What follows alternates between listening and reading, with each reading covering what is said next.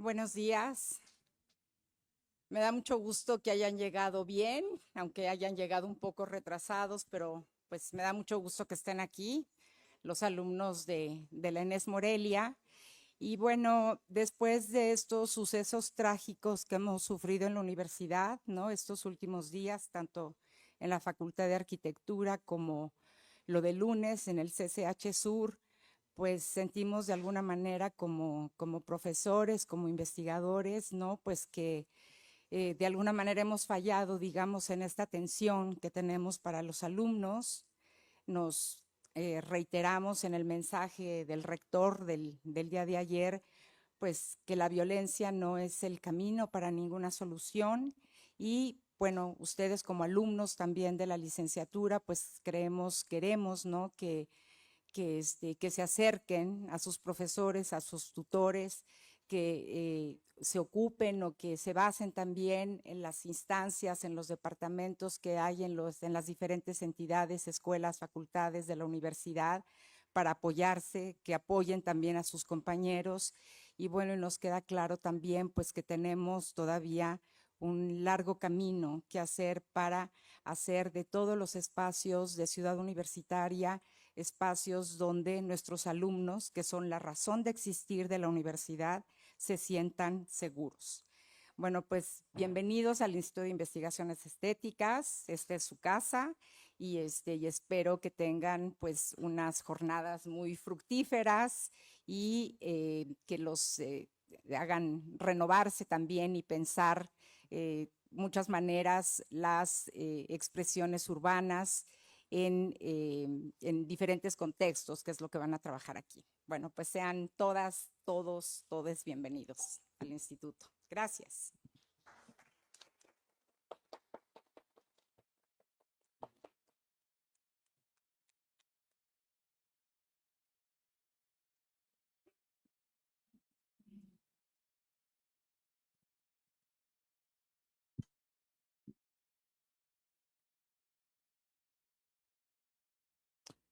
Bueno,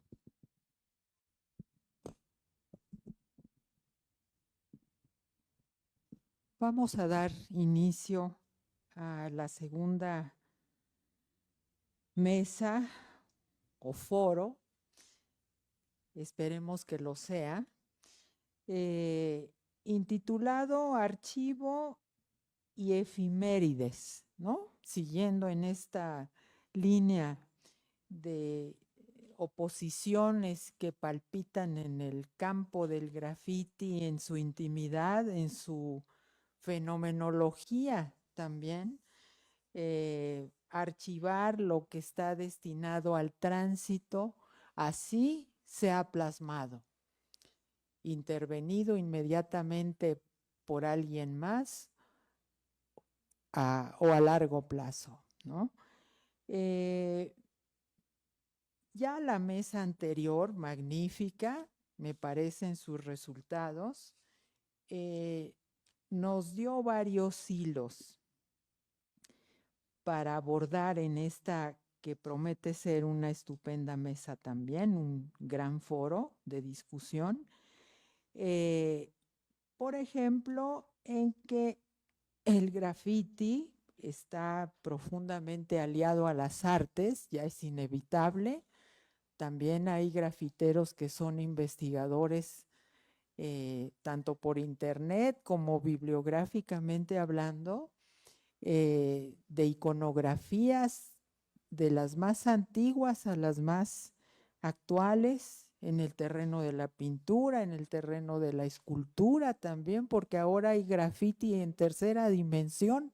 Yo por ahí descubrí unas obras maravillosas sobre periférico, que me interesan mucho, ¿no? Y collage y muchas cosas, mucha riqueza técnica, metodológica y también teórica, porque la teoría no nada más es de los teóricos profesionales. Nosotros cotidianamente hacemos teoría, porque la teoría es acción y la acción nos lleva a teorizar de una manera o de otra, ¿no? Eh, varias líneas. Como decía Barth, no puedo evitar citar esta frase de Barth, que para él el pensador francés que nos legó varias cosas muy buenas sobre la escritura, que decía que el graffiti es escritura pintada, ¿no?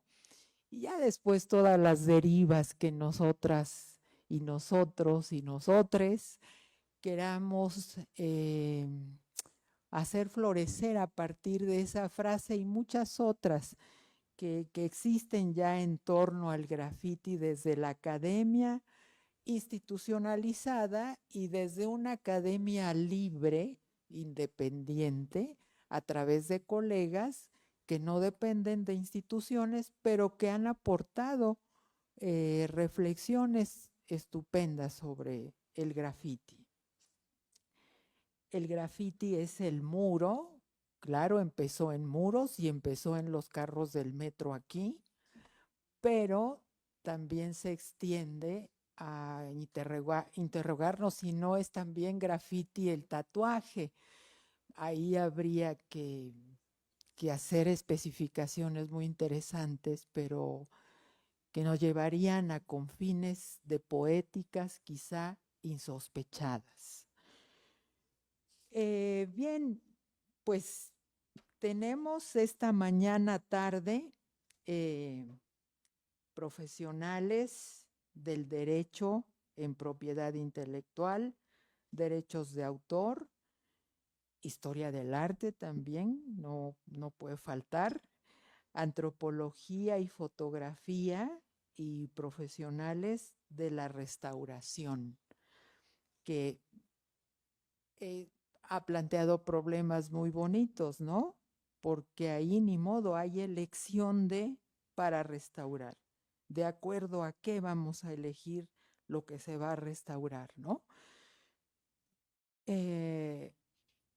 Y bueno, nos fascina el carácter extensivo, oceánico del graffiti.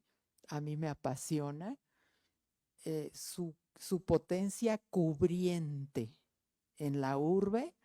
Eso es una maravilla, ¿no? Se habla poco de eso, creo.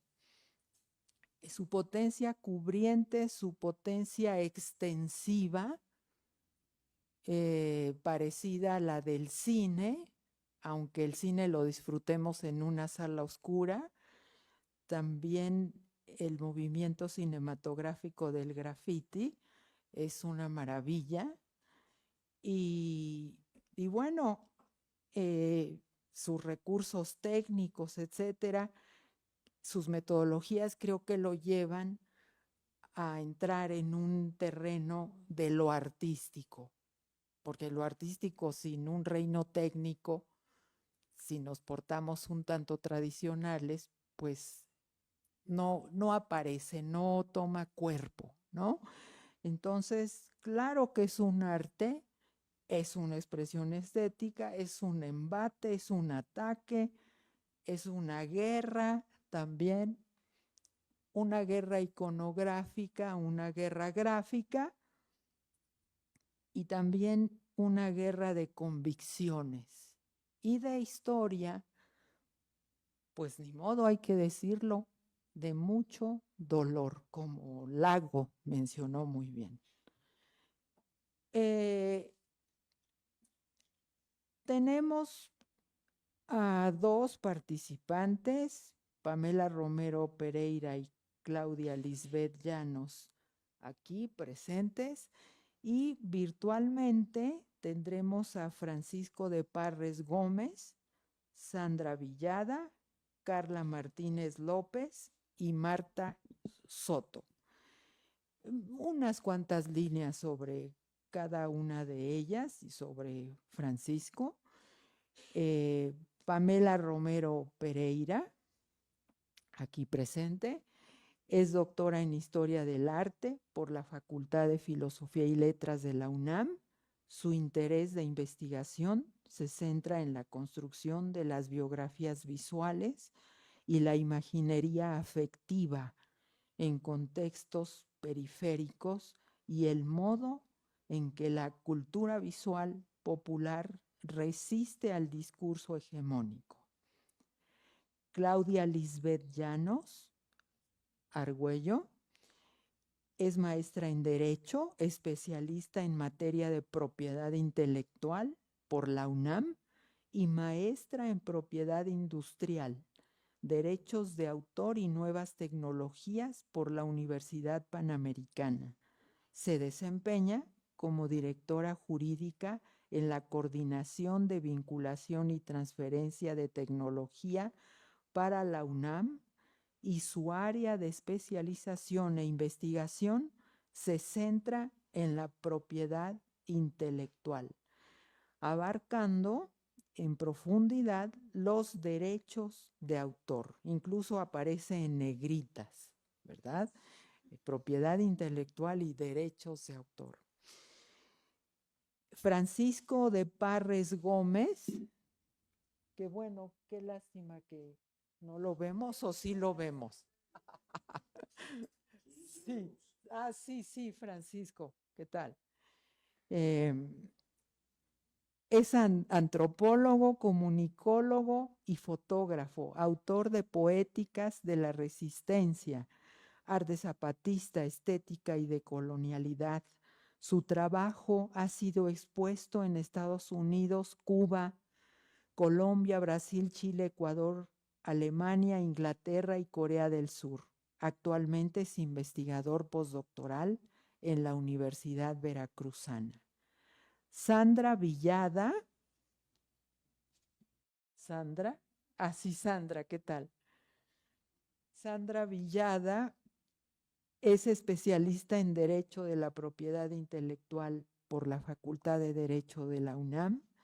Cuenta con certificación como oficial de cumplimiento en inteligencia artificial por NYSE, no sé qué sea. ¿Qué es Sandra? Es NICE, es una certificadora. O sea, No se escucha, pero no importa, ya después nos dices. Pues sí. Bueno, y trabaja temas de protección de datos personales y ciberseguridad. Es creadora del proyecto Art of Graph, a través del cual ha documentado fotográficamente obras de graffiti en distintas ciudades de México y el mundo, promoviendo la visibilidad y el reconocimiento del arte urbano. Actualmente es estudiante de la Universidad de Mendoza en Argentina. Carla Martínez López, que esperemos levante la mano. Sí. Carla Martínez López es restauradora, perito y maestra en intervención del patrimonio edificado en el INA.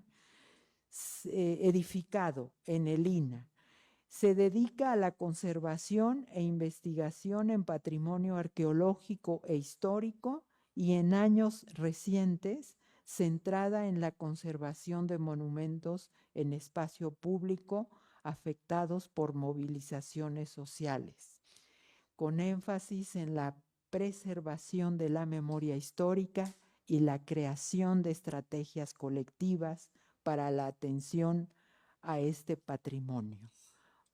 Y termino con Marta Soto, restauradora, especialista en conservación de materiales arqueológicos y obra mural por el ENCRIM, actualmente dedicada a la investigación de grafitis como una forma de expresión social y cultural, desde su materialidad y la resignificación de espacios. Bien. El equipo del seminario, por Zoom, en varias reuniones, configuramos algunas preguntas que pueden funcionar como punto de partida, surgirán otras seguramente en el diálogo, y estas son: ¿qué se ha registrado? Y tiene que ver con todo lo que ya todo esta muy buen entrenamiento ya a la mesa, con la mesa precedente, qué se ha registrado, documentado y cómo del graffiti, cuándo y por qué se considera histórico o social un graffiti, qué hacen con su registro los grafiteros, cuáles son las dificultades de esas tareas y la importancia de su documentación. Pues entonces doy la palabra a quien la quiera tomar. Si quieren, empezamos por las colegas presentes. Y bueno.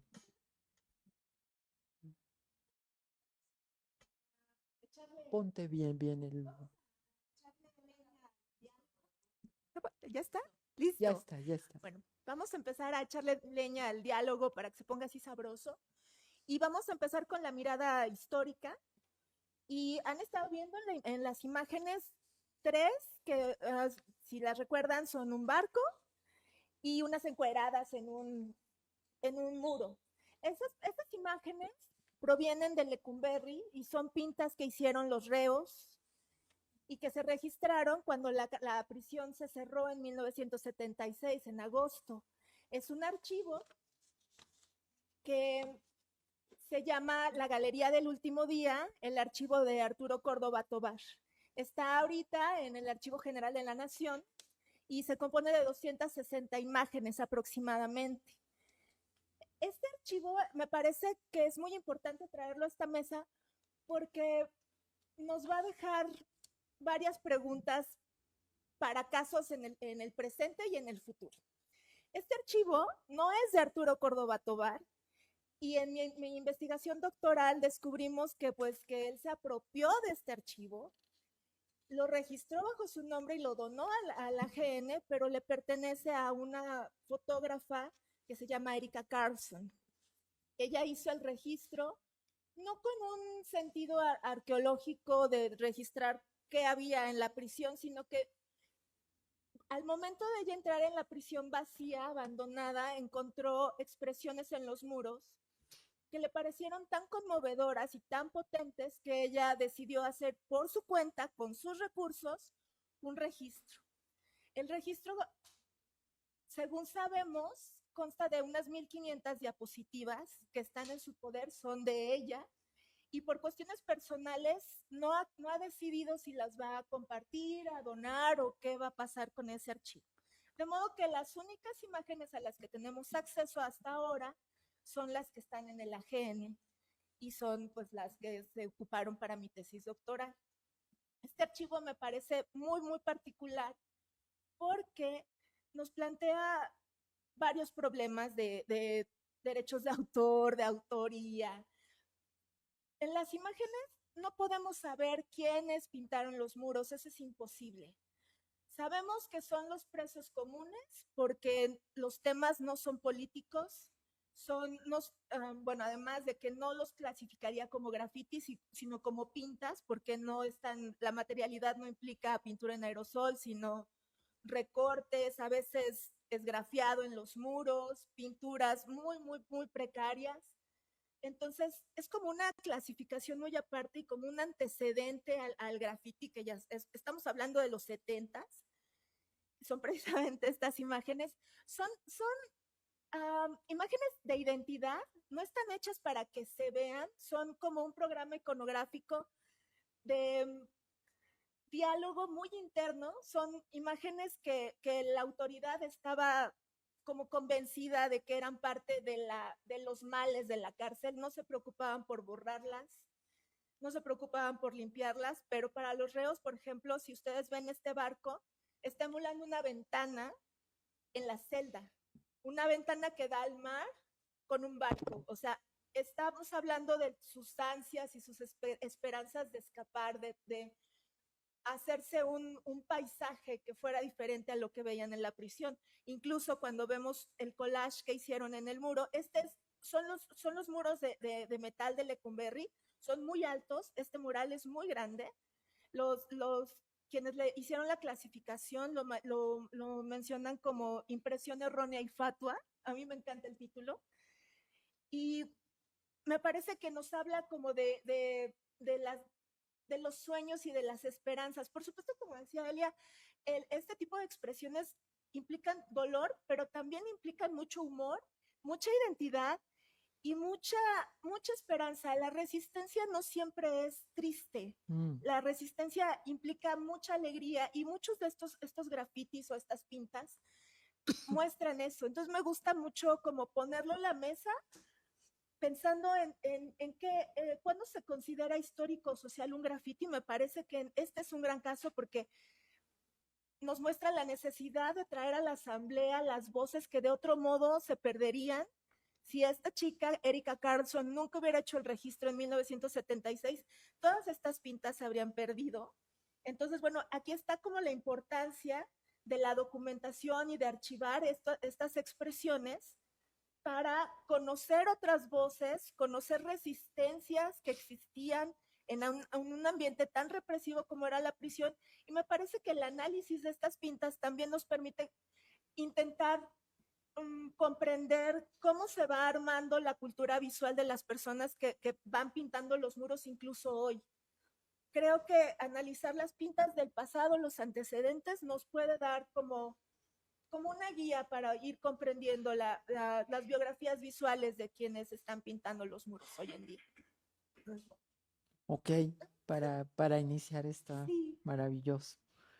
Sí, Claudia, ¿quieres tomar la palabra? Sí, bueno, realmente quiero hacer como ciertos, como que retomar partes de lo que comentó ahorita nuestra ponente, que me parecen súper interesantes y hasta yo hice como que ojos de huevo cocido, ¿no? O sea, porque dije, ay, Dios mío, en la parte en donde ella señalaba primero de inicio quién arma los dibujos o los diseños dentro de la cárcel, que al final no hay un autor reconocido, que esa es una cosa bastante interesante, porque al final no podemos marcarlo, señalarlo o amarrarlo a una persona en específico, y eso es algo que impacta de alguna manera en la parte de propiedad intelectual y de derechos de autor, porque no tenemos un autor tal cual identificado o identificable. La otra es en dónde están llevándose a cabo esos dibujos, que es en la cárcel, en donde al final pues la persona tiene suspendidos sus derechos, ¿no? Entonces esa es otra cuestión.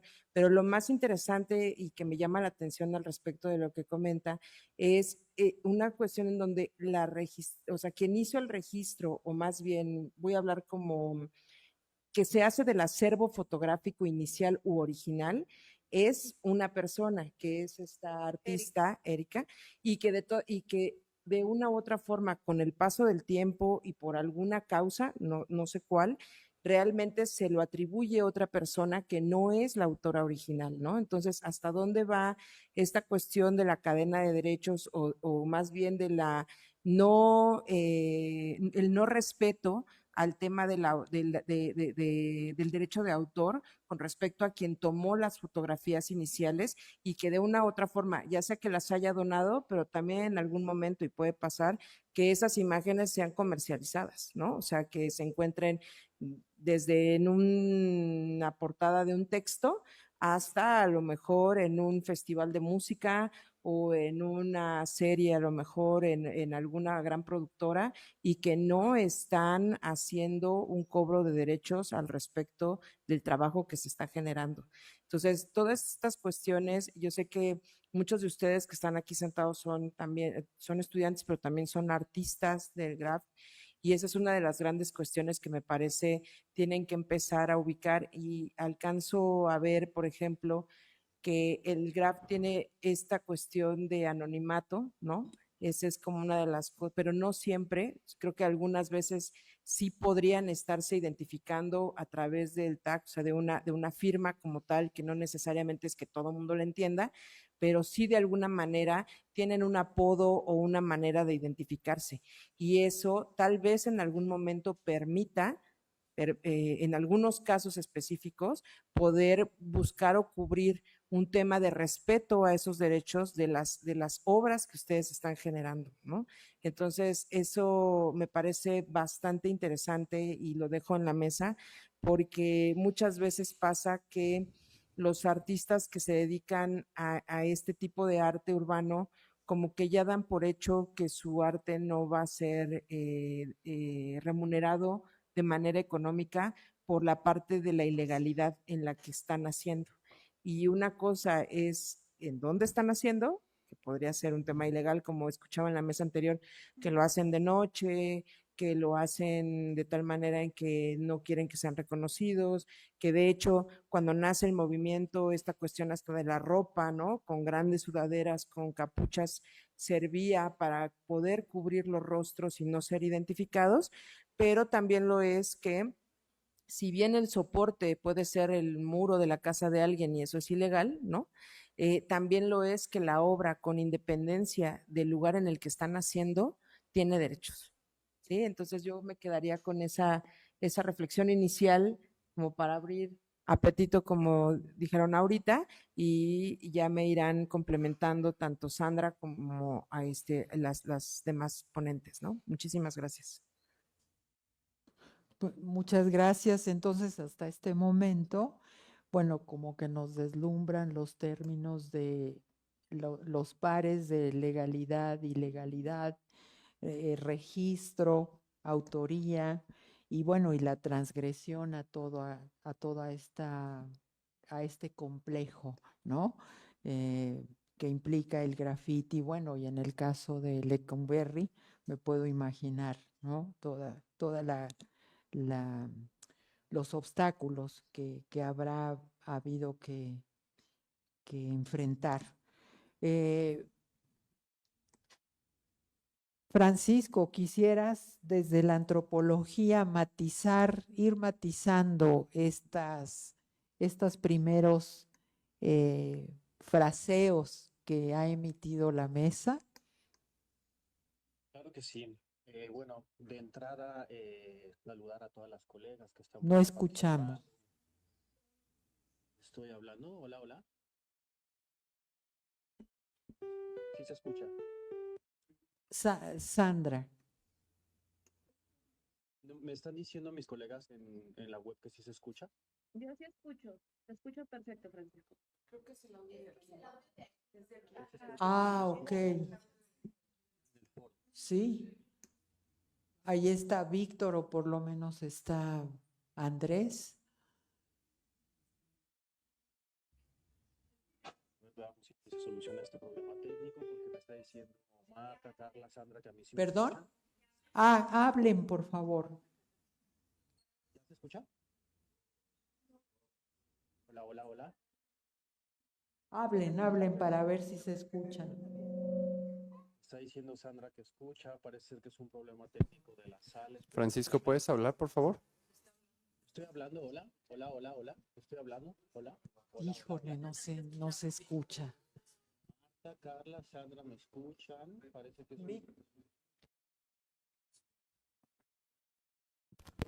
Investigaciones Estéticas de la UNAM.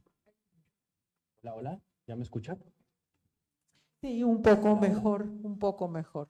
Hagamos silencio y Ok, porque me están diciendo mis colegas en el Zoom que ellas sí me escuchan, entonces es una cosa específicamente de la sala. ya te escuchamos. Perfecto. Bueno, pues decía que primeramente saludar a las colegas, también agradecer la invitación de Analicet Mata, también agradecer la invitación del Instituto de Investigaciones Estéticas y por supuesto al ECRIM por este espacio. Y bueno, yo un poco lo que me gustaría problematizar desde mi propio quehacer sería la figura de lo que es la mirada. Y en este caso, pensar principalmente que cómo construimos estos archivos, desde dónde miramos, desde dónde nos posicionamos, pensando en que en mi caso, me posiciono mucho desde la antropología, pero que además es una antropología, digamos, de corte que intenta posicionarse del lado de las personas con las que trabajamos y no precisamente verlas como un campo de investigación, sino Claro. como acompañamiento. La fotografía no es neutral. Entonces pienso que habría que diferenciar, por ejemplo, entre la fotografía como archivo, en este caso como documentación, también por otro lado la fotografía de este tipo de prácticas como elemento etnográfico, es decir, como elemento de análisis que podemos también abordar desde los procesos de investigación académicos, pero por otro lado también la fotografía de corte militante y todo esto en un contexto en donde el poder esté involucrado. En ese sentido, hay que pensar que las fotografías que tomamos, los encuadres no son neutrales y también muchas veces cuando problematizamos la mirada se decide qué ocultar, qué mostrar, pero esto también se relaciona con las obras y sobre todo con los cuerpos que las habitan, tanto en los espacios públicos como en les productores de estas obras. En ese sentido, pienso que el contexto, sobre todo el fuera de campo, también importa, ya que estas imágenes deberían, en la medida de lo posible, desde mi perspectiva, no aislar la imagen de su contexto de producción, porque lo que puede ocasionar es que se esteticen estas piezas al nivel de volverlo, por ejemplo, una mercancía y de alguna manera neutralizar la carga política del contexto en donde nacen. Así entonces me gusta pensar la producción de este tipo de imágenes como una tensión, por ejemplo, entre el archivo que se crea en la documentación, pero también las tensiones que implican las acciones en el campo específico, que en este caso es el espacio público. Y me pregunto, por ejemplo, ¿qué significa convertir en archivo algo que fue creado, por ejemplo, como un gesto efímero, como un gesto disruptivo, que de alguna manera corta un poco el flujo de circulación de estas imágenes y también puede ayudar a que, por un lado, este tipo de memorias, como también se decía en la mesa anterior, se institucionalicen ya sea por parte del Estado, por parte también del mercado o por parte del capital e incluso por parte de la academia, habría que decirlo. En ese sentido, las obras en el espacio público, sean street art, sea arte público, sea arte callejero, sea graffiti, desde mi perspectiva no son lo mismo, ninguna de ellas, están ante una constante amenaza de ser borrados, de ser absorbidos por la gentrificación y también el registro puede ayudar un poco a contener y hacer de alguna manera una memoria de este tipo de prácticas, pero para mí lo más importante es que este tipo de prácticas sean para la construcción de una memoria colectiva, no solo por parte de los museos o gente que se dedica como a hacer el análisis o personas que se dedican a hacer publicaciones. Así pensar también el espacio público como un espacio que tampoco es neutro, como el de la mirada, ya que está atravesado por elementos del poder como campo de disputa, que pueden ser los elementos del poder, por ejemplo, estatales, pero también ahora vemos a los inmobiliarios e incluso los intereses del crimen. Entonces, en este caso, fotografiar piezas, por ejemplo, de arte en el espacio público también es documentar esta disputa. Más cuando vemos que el espacio público ahora se encuentran las fronteras muy desdibujadas entre lo que es el crimen, también lo que es la gentrificación, las inmobiliarias y el Estado, ¿no? Vemos muchas veces cómo están todos estos campos incidiendo en lo que es la producción simbólica, ¿no? También podríamos decir.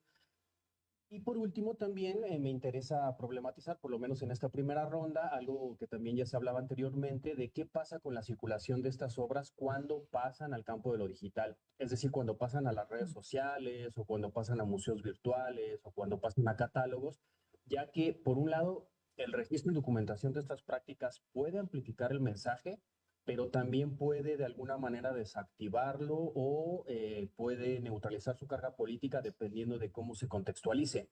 Y es interesante ver con las diferentes personas, colectivos, crews con los que he trabajado, que conforme avanzan las nuevas tecnologías también habría que hablar incluso de la inteligencia artificial.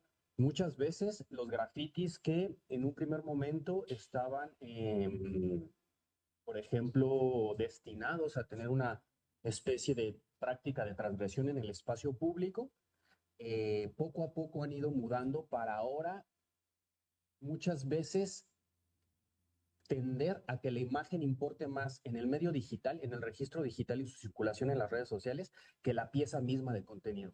Es decir, cuando se hacen a veces este tipo de prácticas, incluso las ilegales, hay ahora equipos de producción, incluso como lo decían, con drones, con cámaras en primera perspectiva, por ejemplo, con cámaras de visión nocturna, donde hay toda una producción visual donde a veces lo que importa más es cómo esa obra después va a transgredir otros contextos y y va a circular en medio de las redes sociales, que la pieza en sí, que puede durar a veces solo unas horas en el espacio público. Entonces, sería interesante también vincular no solo el espacio físico como centro de producción de estas prácticas, sino también problematizar cómo influye la producción del espacio virtual para este tipo de imágenes y también, sobre todo, cómo nos posicionamos en el momento de registrarlas, pero también ¿A qué público van dirigidos este tipo de registros de archivos y de catálogos?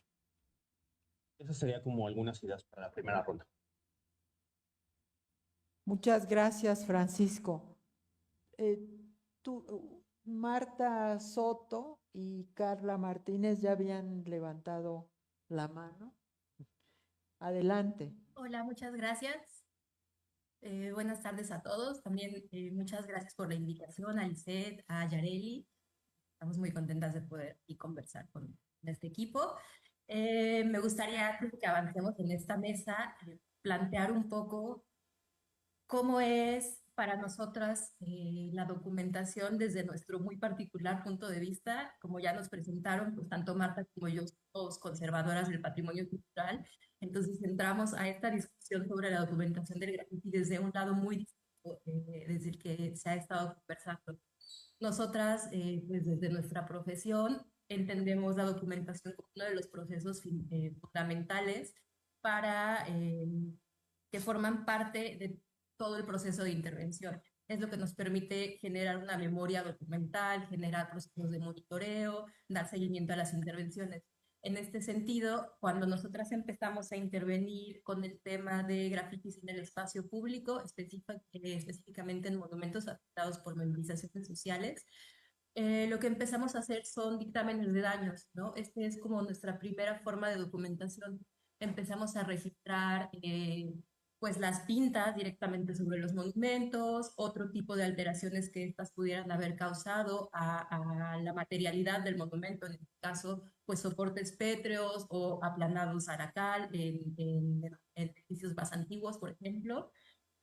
Este es nuestro primer acercamiento con la documentación de grafitis. Una acotación muy importante, bueno, que me parece muy importante en este punto, nosotras empezamos a documentar este fenómeno, sí, como graffiti. Hemos tratado últimamente de cambiar este lenguaje hacia hablar de pintas, pintas en el espacio público, pintas de denuncias en monumentos históricos. Esto por un tema de tratar de cambiar el uso del lenguaje que nos ha permitido generar una estrategia de diálogo con las autoridades, ya que, pues, si bien el graffiti, este tipo de graffiti del que estoy estado hablando, pues, surge en un contexto de ilegalidad y ya esto es una problemática. En este caso, los grafitis ocasionados por denuncias sociales en un inicio, en el estado en el que nos encontramos, en Yucatán, pues fue un tema muy perseguido, fue un tema muy castigado, incluso pues hubo muchos años como de fuertes represiones sociales, de persecución, los medios abordaban este tema de una forma muy negativa, entonces nos dimos cuenta, como alguien por ahí en el público mencionó como una frase muy importante que dice que la institución influye fuertemente en la percepción que la gente tiene sobre el graffiti.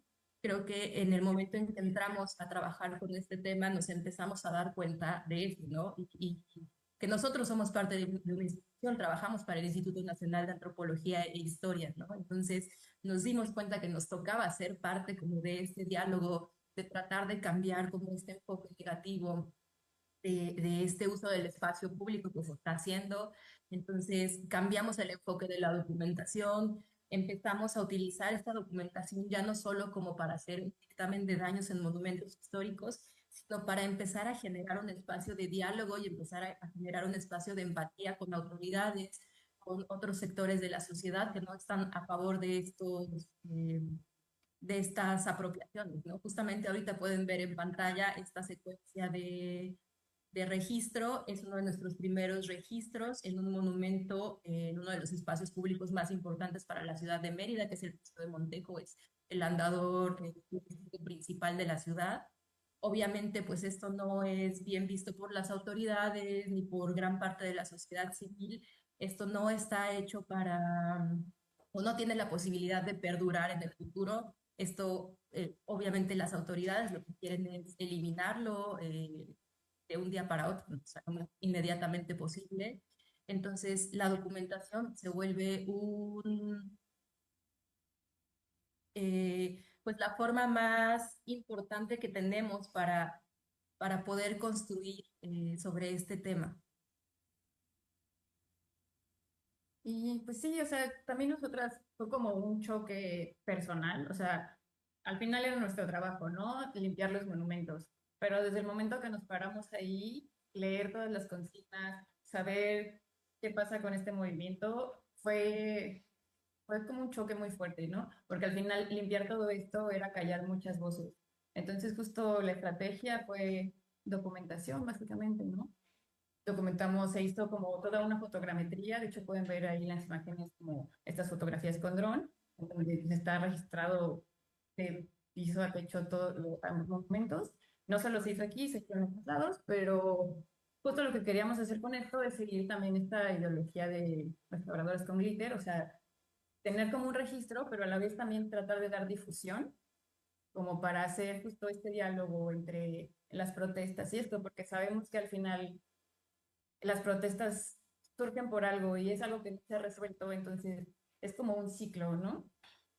Bueno, y algo que también es como muy particular de este tipo de documentación es que en estas protestas, en estas pintas en el espacio público, tenemos denuncias directas, tenemos denuncias con nombre, apellido y acusación. Entonces, también dentro de todo este proceso de reflexión de la documentación que estamos haciendo, pues también entendemos que hay una implicación legal, ¿no? Porque al tener como pues, acusaciones tan dirigidas, pues entendemos que puede ser como parte de un conflicto en un proceso legal contra pues, con estas personas que están acusadas directamente en estos espacios. Muchas gracias por sus palabras. Esta parte de este momento de la mesa plantea un problema que es, claro, un problema ético, pero también moral, es decir, lo ético, que es esa creación de una cierta normativa flexible para ver por el bien personal y el bien de los otros, y yo formando parte de, ¿no? Y la dimensión moral, que es pues el abismo de lo íntimo, que dirige también la dimensión de lo ético. No, aquí se plantea el que estamos de acuerdo, yo estoy de acuerdo, hablo por mí, con las pintas y las celebro, pero hay un lamento al mismo tiempo por mi formación de que eso tenga que pasar, de que tengamos que hacer las pintas por problemas que no tienen que ver directamente con los objetos artísticos, con su autonomía estética, ¿no? Aunque acompañemos a grupos de protesta a las pintas y celebremos, hay un lamento. Y es un gran problema para la historia del arte, sí, pero también es un problema que viene no de las iconografías y estudios de las imágenes, etcétera, sino es mucho más profundo. Hay estamos divididos los historiadores del arte, ¿no? Algunos, otros están totalmente en contra de las pintas, en fin. Esta intervención es muy importante como un gozne entre lo que han dicho nuestras compañeras y Francisco, y vamos a escuchar a Sandra. Sandra, ¿o prefieres pasar a la pregunta de qué hacen? ¿Tú te dedicas al graffiti también? No, yo como tal no me dedico al graffiti, yo lo que me dedico es a fotografiar obras de graffiti, ¿no? Ah, Y que justo quería como complementar un poco de lo que a ver, decía la maestra Claudia. sí. Efectivamente, no porque un graffiti sea ilegal significa que pierde derechos, ¿ok? Son cosas completamente diferentes. Los derechos de autor como tal prevalecen, pero el tema de la propiedad privada es otro, es completamente distinto, ¿no? Sí. Recordemos también que dentro de la ley tenemos autores conocidos, autores anónimos y con seudónimo. O sea, esos tres marcos de la ley son los que refieren, ¿no? Y en ese sentido me parece súper importante. Y algo de lo que platicaba Francisco, que a mí me llamó mucho la atención, es como el tema de la documentación, ¿no? Fíjense que yo mucho tiempo he estado como en la fotografía, he estado como checando cómo es que se tiene que documentar de manera correcta también con respecto a lo que dice la ley, ¿no? Por ejemplo, me gustaría comentarles, ejemplificándoles, que si yo le tomo una foto a un graffiti y no solamente yo soy el autor de la obra, ¿ok? Porque dentro hay un autor que hizo una obra, ¿ok? Y si sale una persona, también tiene derecho a la identidad. Entonces tiene también otro derecho, ¿no? Entonces hay que ser como muy cuidadosos, porque no porque yo tome la foto es mía, ¿no? Los Claro. autores de las obras también tienen derecho a tener esa foto, porque también les corresponde, porque ellos hicieron o salen dentro de la fotografía. Y solo eso. Muchas gracias. Ok. ¿Alguien quiere intervenir? Por favor, nos das tu nombre, ¿sí?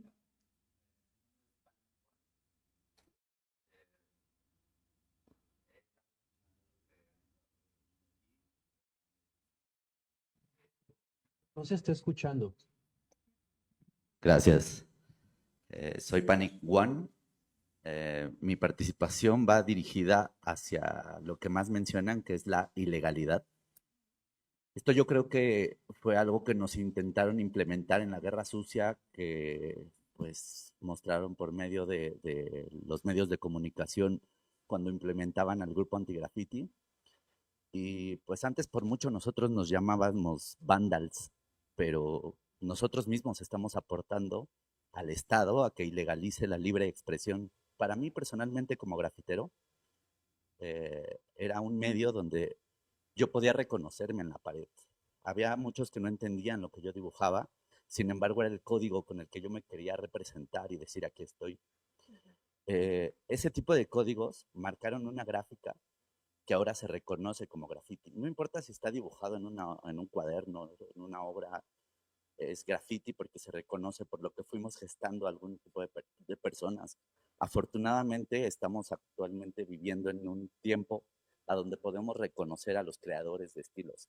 Es como si yo viviera en el tiempo de Dalí, de Leonardo, de Miguel Ángel, porque ahí tenemos a Humo, ahí tenemos a N, ahí tenemos, o sea, gente que ha marcado de cierta manera como historia en generaciones que han ido influenciándose de lo que ha ido creando cada uno de los grafiteros. Sin embargo, eso yo creo que es el paso de reconocerse a uno mismo a reconocerse en un grupo. Y esto también abrió la puerta para estudiantes de artes, a donde no les enseñan arte, les enseñan técnica para crear estética artística y totalmente plástica. Entonces actualmente han querido absorber el espacio público que el graffiti tomó. Y digo tomó porque también me tocó estar en la fila de enfrente para luchar para que no ilegalizaran el graffiti los grupos de la policía antigraffiti. Y lo hicimos por este medio, lo hicimos por el medio de enseñarles algo muy estético, algo correcto, apoyarnos de los artistas que venían de las escuelas plásticas para poder ayudarnos a decir, esta es otra opción.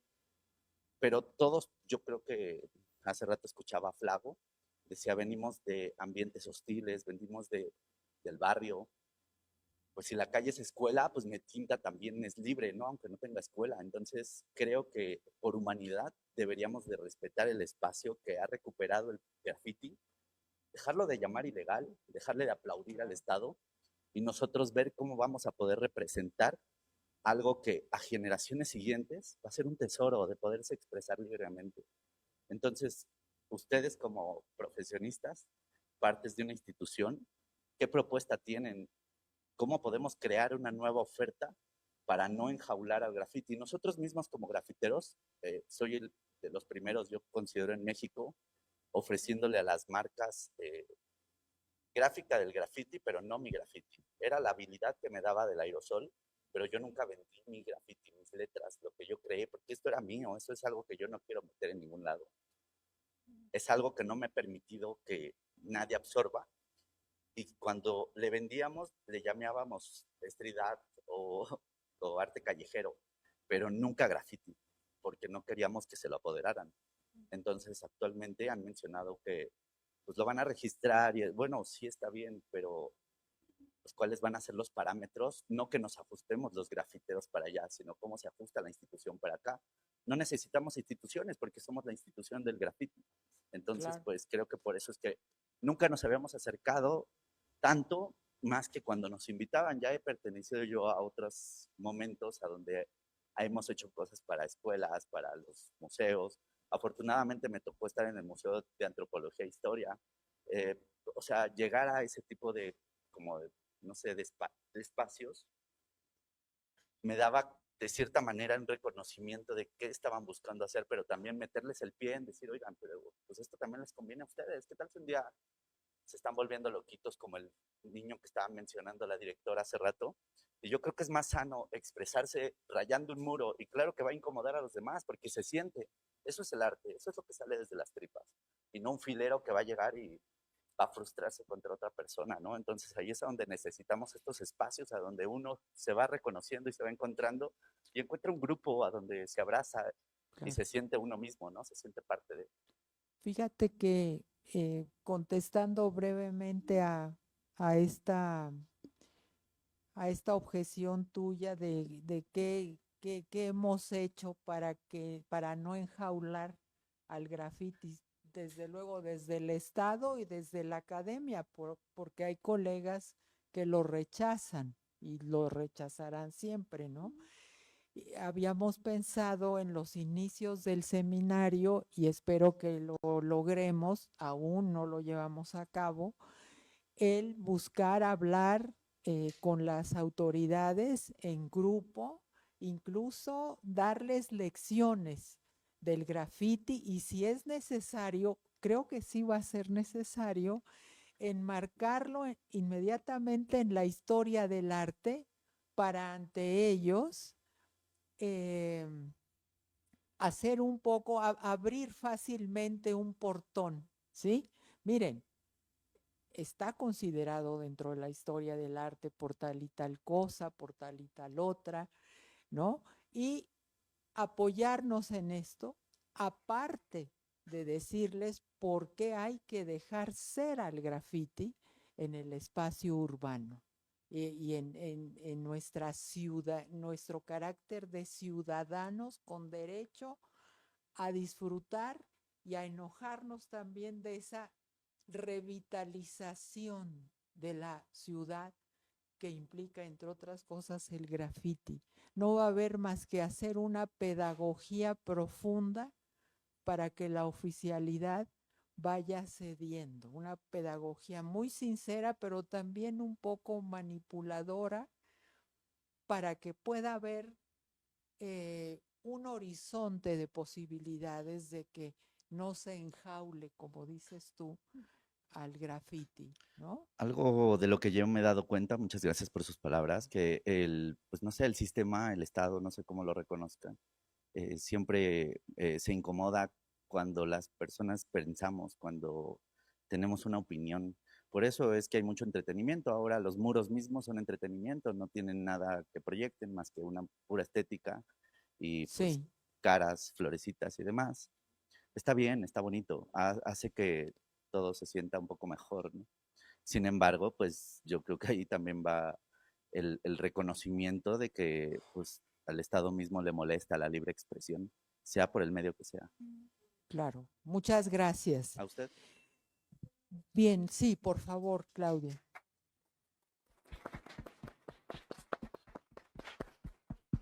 Pero yo quiero complementar un poco o sea, la respuesta que te dieron, porque la verdad es que al escucharte retumban muchas ideas interesantes, sobre todo el tema de la libertad de expresión, que me parece, digo, al final es un derecho humano, ¿no? Y todos tenemos derecho a ello.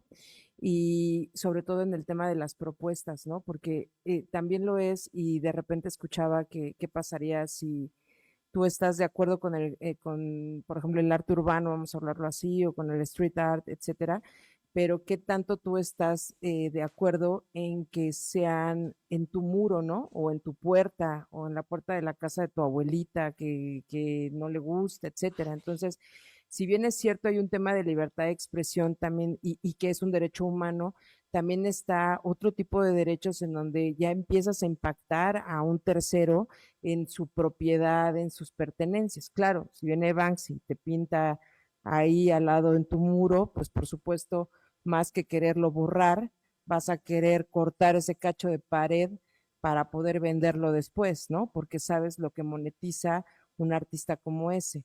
Pero la cuestión que está interesante es ver al respecto de qué apertura o qué parte, qué propuesta hay, porque la realidad es que también toda la parte de este tipo de arte urbano como tal y del graffiti, etcétera, tú mismo lo dijiste, tú no estás dispuesto a entregarlo, porque al final es un tema que es como de resistencia y una cuestión como no lo llamaría como un tema de vandalismo tal cual, entre que sí y que no, porque esa es como que es una característica muy propia de decir, de rebeldía, esa es la parte, de rebeldía y de resistencia y de decir, esto no está bien y yo no estoy de acuerdo y por eso es que pinto, ¿no? O sea, es como lo que tú dijiste de sacarlo desde las tripas, o sea, a mí como te estaba escuchando y yo decía, wow, ¿no? ¿Por qué? Porque al final el escuchar a un artista argumentar el por qué lo hace es para la parte de, por ejemplo, nosotros que somos abogados y que siempre nos marcan como los cuadrados, ¿no? Es súper, o sea, te nutre demasiado, ¿no? Entonces, yo he visto, por ejemplo, algunas, y lo voy a dejar entrecomillado, propuestas, ¿no? En donde el Estado, porque al final ustedes se supone, de alguna manera, es que van en contra del sistema, en contra del capitalismo, en contra de todo lo que marca. Eso es lo que dicen los libros, ¿no? Pero también lo es que vemos, por ejemplo, que grandes empresas abusan en donde utilizan diseños que ustedes tienen marcados en una pared que a lo mejor es vía pública y que de repente ya lo encuentras en una chamarra monetizando y tú te quedaste ahí como que, oye, ni siquiera lo estás marcando, ya no hablemos del tema de dinero, hablemos del tema del significado que tú le estás dando contra el significado que realmente era, ¿no? Está cambiando totalmente en esa parte lo que el autor quiso decir. Y por el otro también, o sea, digo, para muestra un botón lo que pasó en la alcaldía Cuauhtémoc con los murales que entre que borraron, no borraron y que después la señora decía, bueno, pues todo tiene solución, ¿no? Pintemos uno nuevo, vamos a llamar a otros 15 artistas y solucionamos el problema. Y no se trata de eso. Lo que también es cierto es que los artistas urbanos saben de antemano que su arte es totalmente efímero, que hoy están pintando y saben que mañana ya no, es probable que ya no esté. Y que si está, bueno, digo, hasta Banksy ya le pasó hace poco en donde pintó al juez ahí machacando a otro en un edificio que me parece que era la corte y en 2 o 3 patadas, aún siendo él, lo borraron, ¿no? Entonces, el tema de conservación también, por ejemplo, de inmuebles, de patrimonio cultural, también es otro temazo, porque al final también hay una cuestión en donde nosotros tenemos como México, como tal, y situaciones o monumentos que son patrimonio cultural, ya ni siquiera de México o de la nación, sino de la humanidad. Hablemos de ciudad universitaria nada más. Entonces, entiendo que ustedes también tienen esa parte de libertad de expresión que está increíble y que de verdad es como esa lucha impresionantemente fuerte, pero realmente hay más que ver a cuál le damos peso como si fuera una balanza, es un tema de ponderación, ¿no? Es un tema de poder escuchar a las personas. Ahora se ven, por ejemplo, no actividades, sino como eventos como el que hace rato decían, por ejemplo, en la planta de asfalto, etcétera, en donde lo que están haciendo es aperturar el espacio para que ustedes hagan las pintas. Realmente yo no sé si ustedes como artistas se sienten con la misma adrenalina al estar en un espacio así o que ustedes colaboran para hacer un mural, que esa es una forma, a hacerlo como normalmente marca el manual, que es con el tema del anonimato 100%, ¿no? Entonces, o sea, porque al final tú puedes hacer tu mural aquí en la planta de asfalto y todo, y dirá algo que tú quieres transmitir, pero tal vez no es lo mismo que hubiese sido en la pinta diciendo, no sé, que nos faltan 42 o lo que sea, o sea, o de las mujeres o lo que quieras, ¿no? Entonces, como que va con un sentido y un sentimiento totalmente distinto, que a lo mejor uno va más pensado y el otro va más de la tripa, no lo sé, ¿eh? Pero podría ser. Entonces, si bien es cierto, ya están esas propuestas de espacios, realmente yo no sé si eso sea suficiente o lo que estén buscando o más bien es que esta cuestión, por ejemplo, de yo pintar en un muro de alguien más, no se ha visto como algo malo y que la persona dueña de la casa diga, ay, qué bueno, ya pintaron mi muro, ¿no? Gracias al arte y a todos, o sea, entiendo la libertad de expresión porque al final es su casa, ¿no? Entonces, ese es el debate también que me parece bien interesante, Sí. más allá de varias cosas, ¿no? Sí, sí, no, adelante, yo... Creo que, pues igual, pues las personas que me reconocen de mi generación, en cuanto sucedió lo de la policía anti-graffiti, hubo gente que se puso en contra de nosotros mismos, porque decían que estábamos trabajando para el grupo anti-graffiti, que al contrario, estábamos intentando llevar como un movimiento ahí como de cadera sabroso a ver quién ganaba la postura y la ganamos nosotros, porque afortunadamente no es ilegal. Entonces, eso tiene que ver con la educación desde casa. Si tú vas y le jodes la vida a alguien, pues, o sea, tiene que ver con qué te enseñaron en tu casa también. Ahora, Hay gente que es muy cobarde, sí es una parte de la adrenalina porque ya nos estaban persiguiendo, entonces por eso nos metíamos al metro, por eso agarrábamos los muros de contención, por eso los puentes. Es, o sea, que quieres en verdad ser alguien que represente, pues yo recuerdo principalmente a uno que pintaba Abske, que se metió al aeropuerto antes de que saliera el avión, lo pintó. Entonces ya pintó también el yate de Disney. Entonces, padrísimo. me parece también raro ser totalitario y meter todo en una sola caja. No todo significa lo mismo. Hay gente que entramos primero a reconocernos a nosotros mismos, pero cuando ya nos reconocemos, ya estamos siendo parte de, y al ser parte de, ahora queremos competir y pertenecer. Entonces Ahora, ahí es a donde mostramos ya los murales, hacemos cosas más interesantes, pero no vamos, y también en las expos actualmente cuando sobran espacios o hay por ahí, pues están los que quieren pertenecer y siguen haciendo lo que los está haciendo apenas pasar este brinco de un lado al otro, ¿no?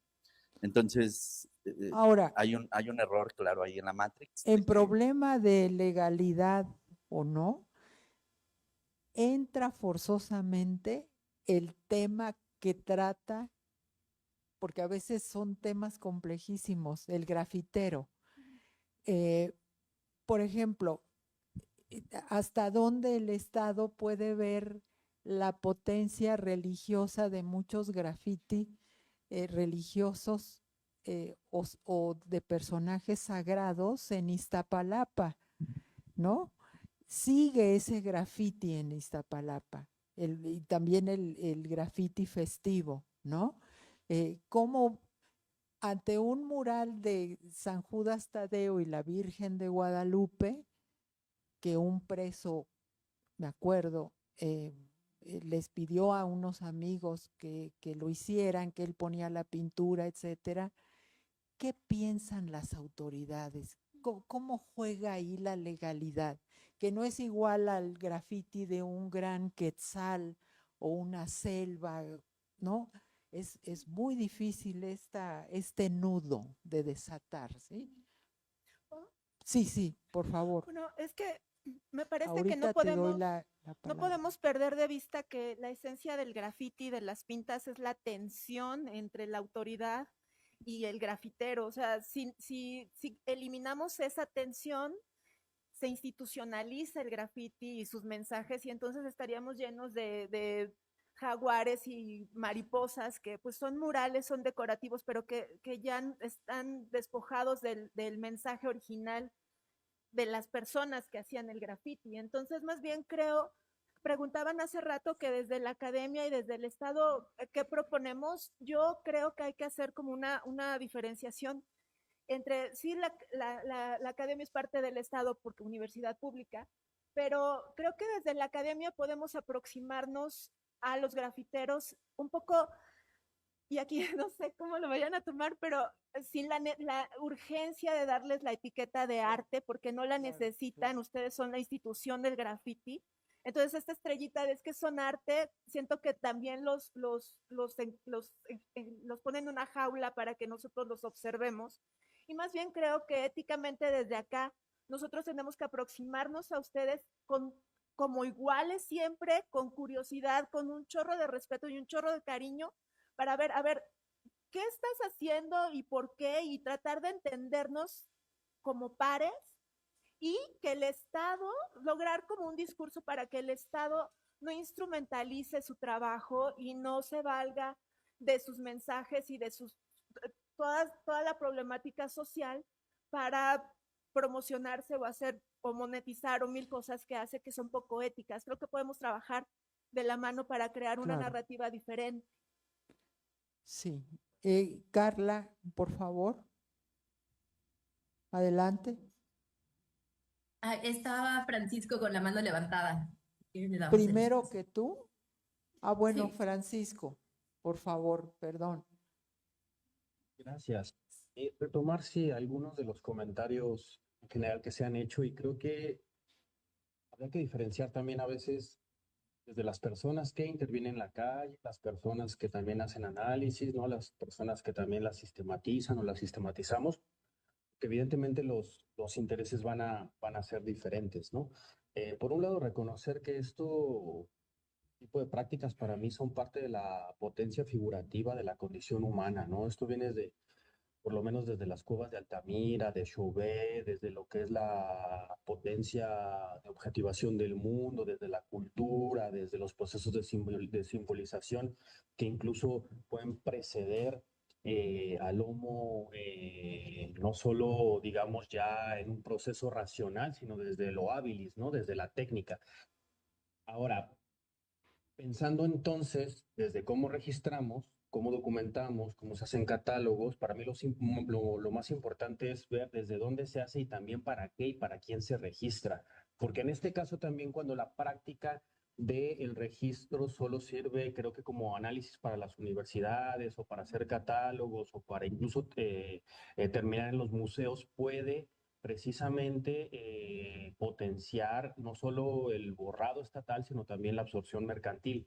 En este caso, creo que registrar, en todo caso, debería de funcionar para combatir el proceso de silenciamiento de las resistencias y aquí también viene estas tensiones que se están poniendo entre lo legal y lo ilegal, ¿no? Porque para mí, hasta cierto punto, la verdad que me preocupa bastante que se posicione cierto discurso desde, ya sea la historia del arte, ¿no? O desde lo legal, cuando creo yo precisamente que este tipo de prácticas, sobre todo cuando no han pasado por un proceso de domesticación y desde absorción, desde las lógicas del capital y las académicas, debería de ser un halago que sean consideradas prácticas ilegales y también Claro. deberían de ser un halago que son prácticas que muchas veces no tienen que ser ni siquiera consideradas arte, ¿no?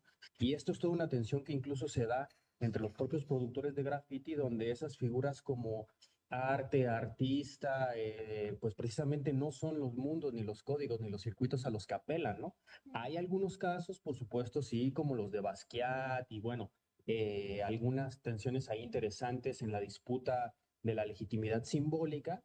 Sin embargo, creo que no encajar en la historia del arte es precisamente desenmarcarse de esos valores estéticos blancos, racistas, hegemónicos, eurocentrados, ¿no? Que buscan dictar las pautas de lo que es correcto en términos de la producción creativa, por no llamarse artística o no. Lo mismo con lo legal y lo ilegal. Más allá, claro, de las discusiones, por ejemplo, jurisdiccionales, esta práctica precisamente nace como una transgresión de la ley. Esta práctica precisamente, sobre todo cuando es graffiti contestatario, está enmarcada en la transgresión de la propiedad privada. Vaya, busca incomodar, no busca agradar a los catálogos de los museos, ni a la gente que hace historia del arte, ni a la gente que quiere montar exposiciones en cubos blancos. Por otro lado, también se me hace bastante preocupante decir que desde estos espacios tenemos que diseñar pedagogías, aunque sea instrumentales, para entrar en esa historia oficialista, ¿no? Sea la del Estado, sea la de los museos o sea la de la estética occidental eurocentrada.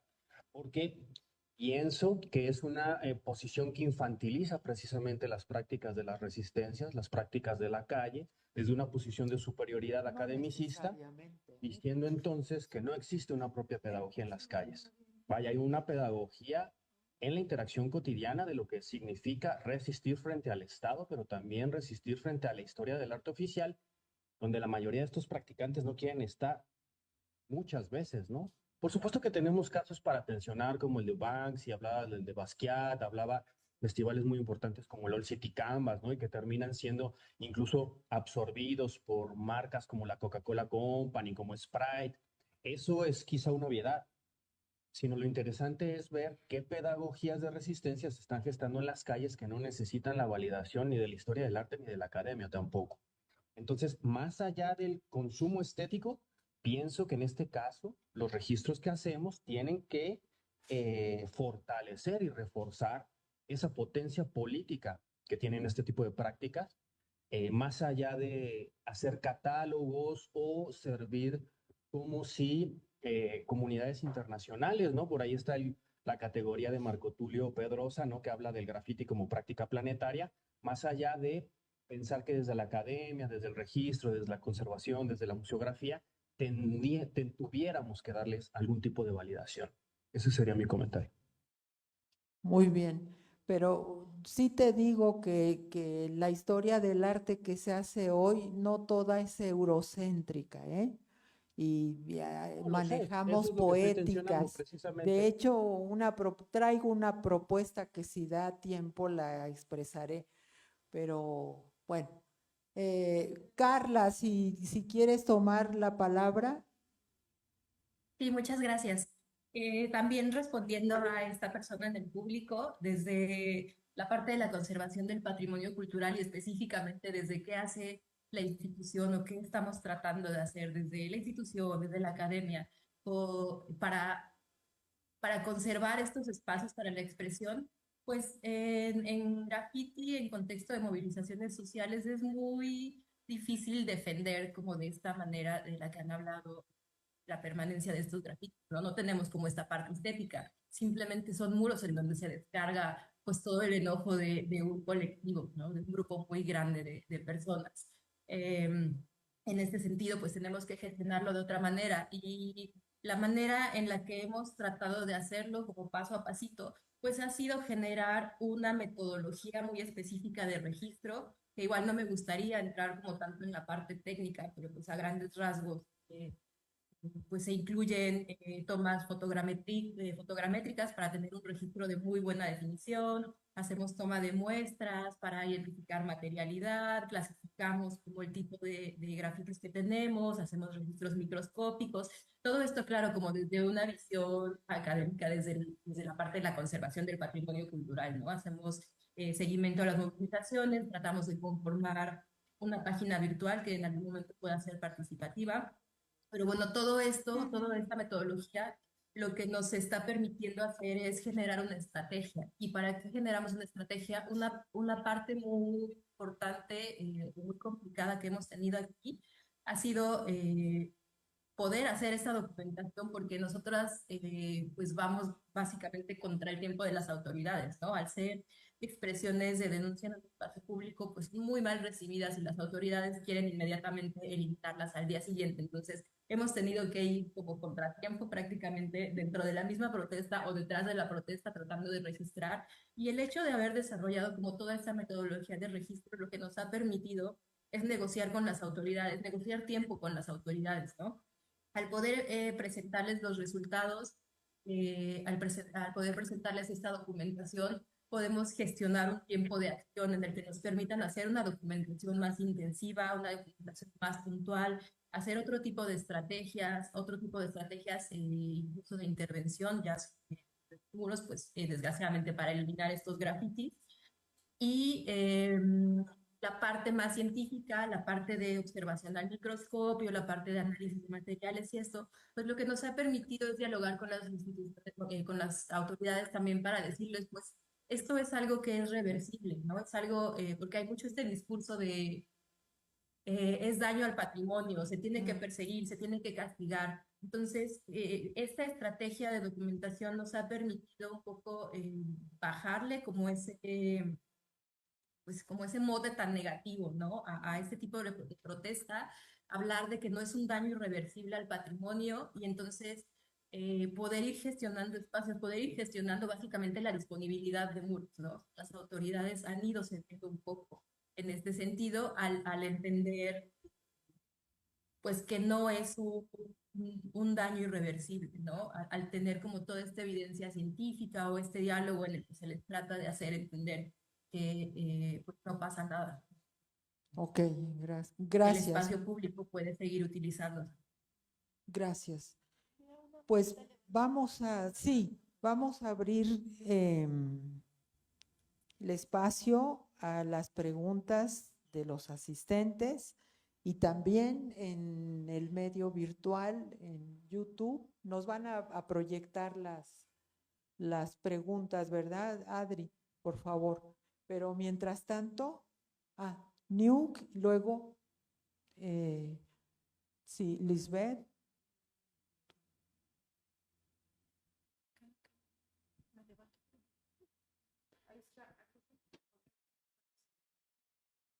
Sí. Creo que, ay, caramba, creo que está muy alto esto, ya.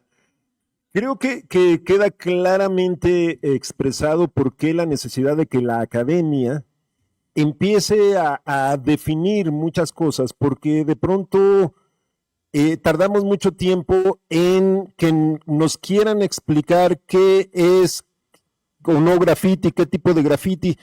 Creo que ya hay ciertos tipos de definiciones como para perder el tiempo y confundir, no sé, ilustración de gran formato con graffiti, o pinturota en muro con mural, o tag con vomitado, o la expresión graffiti legal.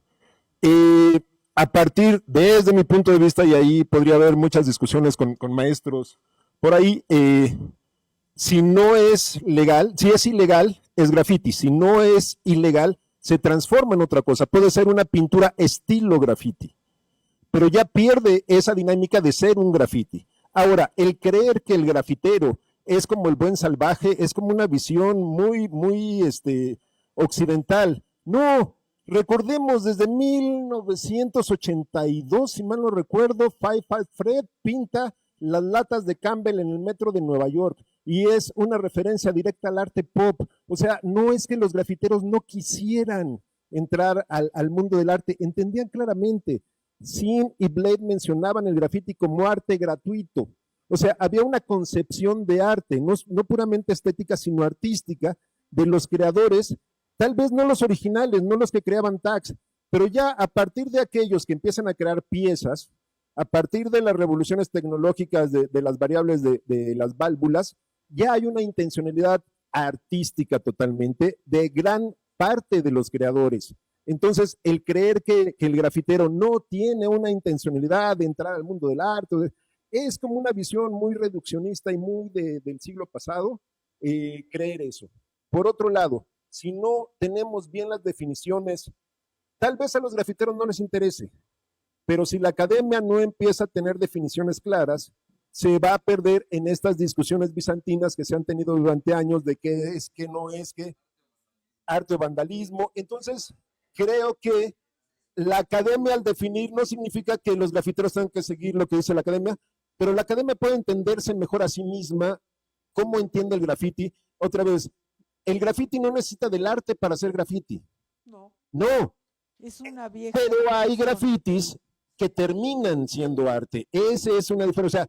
Entonces, no podemos catalogar a todos los grafitis como arte. Tampoco, o sea, sí, o sea, el asunto es que de pronto, si nos ponemos a hablar sobre graffiti en el Instituto de Investigaciones Estéticas y estamos hablando de lo visual y nos metemos con el graffiti sexual de baño público, pues va a ser medio complicado tener definiciones para uno si no tenemos definiciones para otro y vamos a empezar a confundirnos, o el graffiti poético, o sea, el graffiti de palabras, o el graffiti de orín de perro, de aquí estuvo Juanito, o el graffiti, o sea, hay ya definiciones de tipos de graffiti. Entonces, le pediría a la academia al menos tener nociones ya cuando estamos hablando a este nivel sobre definiciones ya más claras para no enfrascarnos en estas discusiones de qué si no es, sino ya vayámonos al huesito, a la parte de la médula, de cuestiones más complejas que creo que se tendrían que estar discutiendo con la academia, ¿no? Entonces, sí, creo que es urgente que la academia empiece a definir estas cuestiones estéticas en torno al graffiti, no porque el graffiti lo necesita, sino que la academia lo necesita para entender el graffiti. Muchas gracias. Gracias.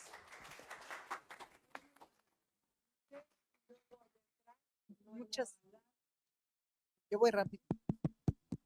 Hola, ¿se escucha? Por favor. No se listo. oye, ¿verdad? Bueno, muchas gracias. Yo quería nada más retomar lo que comentaba hace un rato, Claudia, sobre el tema, por ejemplo, de estas piezas de la calle que no tienen un autor. Y pienso, yo trabajo en el contexto de Tepito, por ejemplo, y cuando fue el tema de los rótulos fue muy agresivo porque de alguna manera fue un blanqueamiento, fue violento, no tiene que verse en ser violento, y de pronto eso fue brutal. Y los murales que estamos restaurando, que son de Tepito Arteaga de los años 2009, entraron como en ese contexto, ¿se va a tapar o no se va a tapar? Y a lo que voy con el comentario es que de pronto en estos debates y discusiones que son muy válidos, hay un tema que de pronto creo, o esa es una opinión personal, que no se contempla, que es a la comunidad, porque por ejemplo esos murales se salvaron los de Tepito Arteaga de que los cubriera la alcaldía, porque la gente se movió, o sea, muy rápido de aguas, porque van a ponerle mantenimiento a los edificios y en ese inter pueden taparlos, que son 32 murales, o sea, no son cosas menores, que sí tienen categoría de mural, pero se ve otras piezas entre graffiti, murales, en donde la misma comunidad empezó a proteger sin que tuvieran un autor, no tenían una firma, un Instagram. De pronto este tema de los derechos de autor, ¿a quién le pertenecen? Y creo que hay un tema en donde las comunidades tienen una parte muy fundamental en qué permanece y qué no, más allá de los debates académicos, el tema de quién los crea, porque además sí fue, la gente se sintió muy violentada de que llegaron con una cubeta de pintura blanca y vámonos, o sea, sin hablar, y que eran piezas muy representativas para el barrio. Entonces, sí creo que de pronto esta parte en donde las categorizaciones, también creo que es un punto peligroso darle a todo la categoría de patrimonio, por patrimonio, herencias culturales, como le queramos decir ahora con el tema de los pronombres, pero sí creo que es muy importante lo que están hablando ustedes de a quién le pertenecen y quién lo firma, de quién está firmando con derechos de autor, porque pasó el caso también de Sego, y hubo alguien que se quejó de que le cubrieron un mural y que efectivamente la calle tiene este punto procesual, pero que también las comunidades tienen un punto de opinión de qué permanece y qué no. Y si a la gente tampoco le gusta, así sea Banksy, así sea Haring, así sea Pepito Pérez, lo van a cubrir o lo van a proteger. Y creo que esa parte sí tendríamos que ponerla sobre la mesa, porque creo que todas las áreas de conocimiento, toda la gente que crea oficios y todo, también nos debemos mucho al tema de la comunidad y uno llega como de alguna manera ajeno a un contexto en el cual nos toca investigar o conservar. Era nada más lo que quería comentar. Gracias. Por favor, Adri, allá atrás al compañero. Esta no funciona, ¿eh? ¿O sí? Ah, ¿sí se oye? Hola, ¿qué tal? Buenas tardes. Mi nombre es Buenas Roberto. tardes. Me conocen como Gerso. Sinceramente, nunca me había acercado a una mesa aquí, a la UNAM. He visto muchas veces que las hacen anualmente, pero sinceramente no me nacía el interés por venir, ¿no?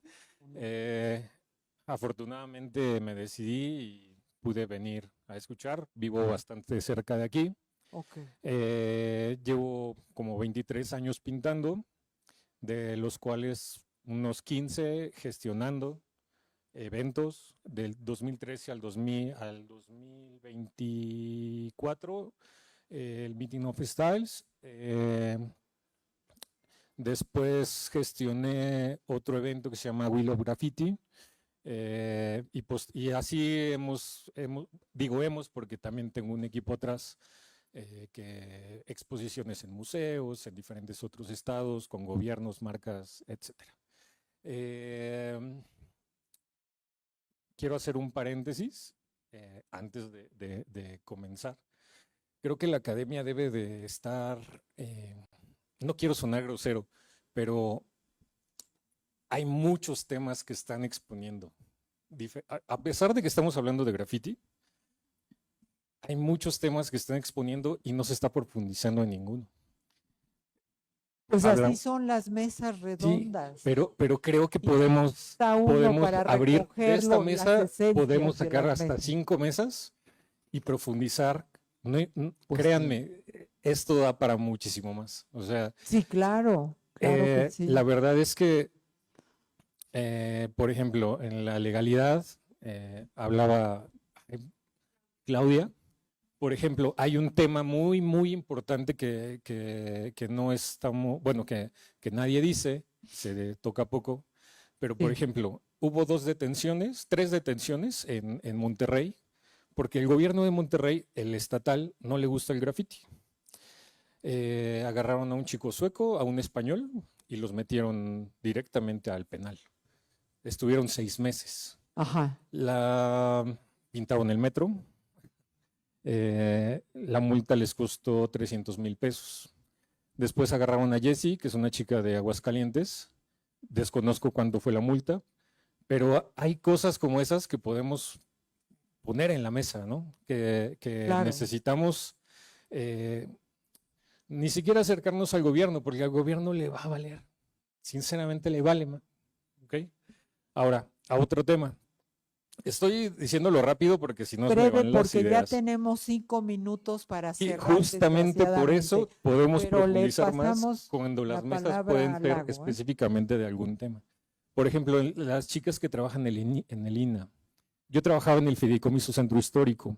Duré 8 años trabajando ahí, organizando todos los murales del centro, cortinas, demás. Cuando se realizaban las marchas, todo tipo de marchas que entraban por la calle de 5 de febrero, yo tenía que ir a ver cuál era el resultado después de la marcha, ¿no? Y pues sí, había las pintas en diferentes cortinas que nosotros a lo mejor habíamos organizado, intervenido, pero también sobre muros históricos. Entonces, yo, la verdad, se me hizo muy interesante el trabajo de ellas, porque, pues sí, hacen un registro y todo, pero ¿qué va a pasar aquí cuando sean tantos y el gobierno atrás prácticamente de la manifestación va en una cuadrilla pintando o con Karcher borrando y prácticamente la cantera pintándola con pintura acrílica, lo cual eso es, pues no se puede hacer, ¿no? O sea, eso es un grave daño todavía, es un daño todavía mayor de los Claro. grafitis que se están pintando. Llámese graffiti contestatario de cualquier índole, o sea, de todo. No voy a hablar específicamente de alguna marcha, ¿no? Entonces, y también el chico, no recuerdo su nombre, el chico de la gorra, dice, bueno, ¿hacia dónde va, no? Francisco, ¿Hacia dónde por va? favor, ve cerrando tu comentario Es porque que hay tengo otra que ir cerrando, intervención. pero creo que es importante. No, y Eh, entiendo perfecto lo que nos El chico dice, propones. bueno, ¿hacia dónde va, no? Sí, sí. Hacemos el registro y después, Claro. ¿qué? Exactamente eso. Mucha gente que pinta en este momento solamente pinta, lo publica y listo, vámonos. Y eso se ha vuelto así Sí. los últimos años, Ok. donde el Internet nos ha prácticamente acaparado, ¿no? O sea, la verdad es que yo recuerdo mucho, ahora que dijo, varios de los videos de los One Up, donde agarran, se meten al metro, bajan los seguros, empiezan a pintar y todo eso está registrado. Hay gente grabando con cámaras, con drones, pasa el metro, en los puentes lo van registrando y sí, a lo mejor el resultado era transgredir, pintar el metro, pero al ver todo ese registro dices, guay, es vaya, lo voy a decir, qué Sí. rico se ve todo esto, este registro para poder hacer esto, ¿no? Y así podría seguir hablando y no podríamos terminar, así que Muchas muchas gracias. Por favor, Lago, Adri. Acá, mira, por favor.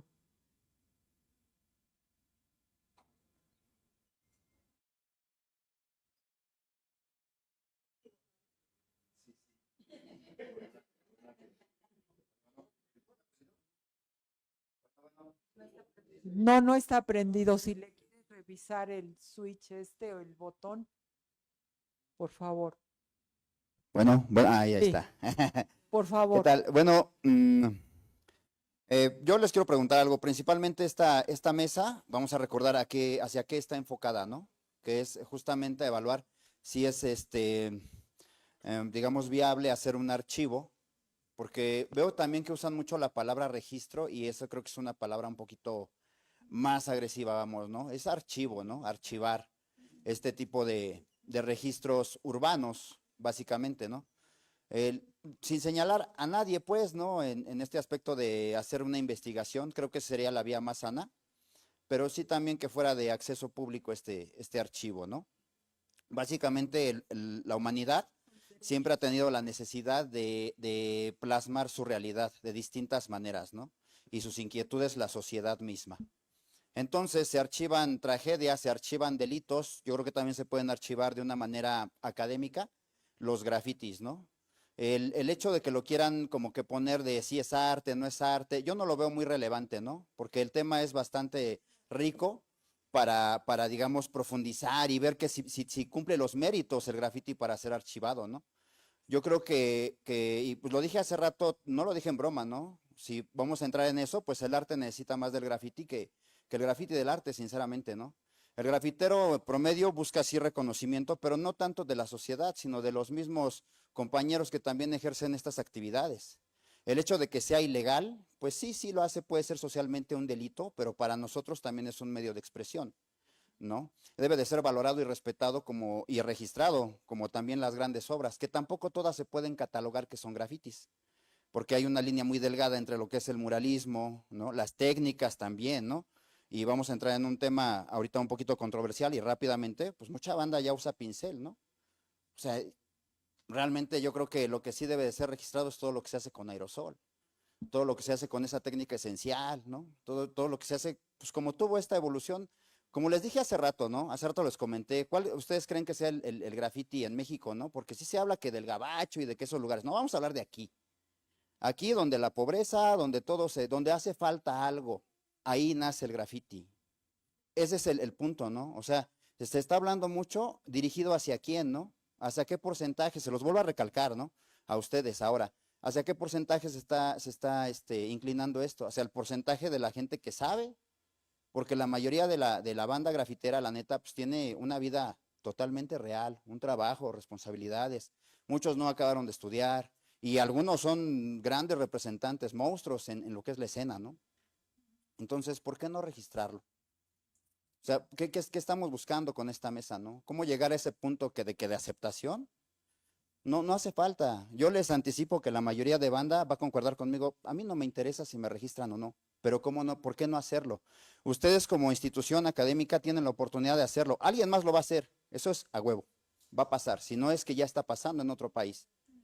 Y tendrán sus razones. Lago, gracias por tu intervención y yo te contesto. Sí. Que al seminario no le importa, como en el mundo del arte institucionalizado, oficial, los ríos de euros y de dólares entre el Asia, Europa, Estados Unidos. Ya es banal preguntarnos si esto es arte o no es arte, ¿sí?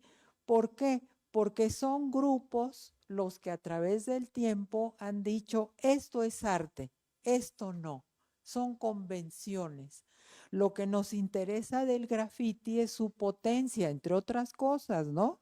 Y lo que vamos a hacer lo estamos haciendo en el seminario es acercar, como tú dices, y algo muy triste es que también en varios de ustedes está un poco de oposición a la academia. Como qué bueno que se acerque la academia porque tiene elementos para trabajar lo que hacemos, claro. ¿no?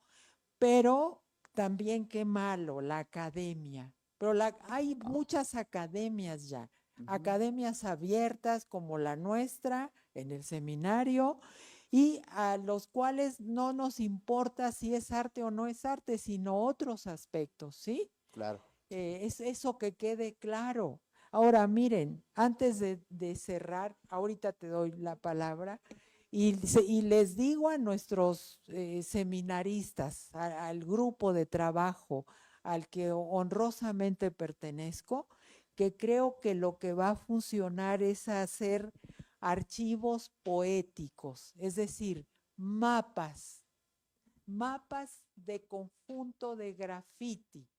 No tratarlos, porque sí podemos caer en tratarlos como cuadros al hacer fichas con estos programas digitales tan sofisticados, etcétera, sino prestarnos a su propio movimiento y crear un tipo de mapas, de conjuntos de graffiti que tengan filias y fobias entre sí, ¿no?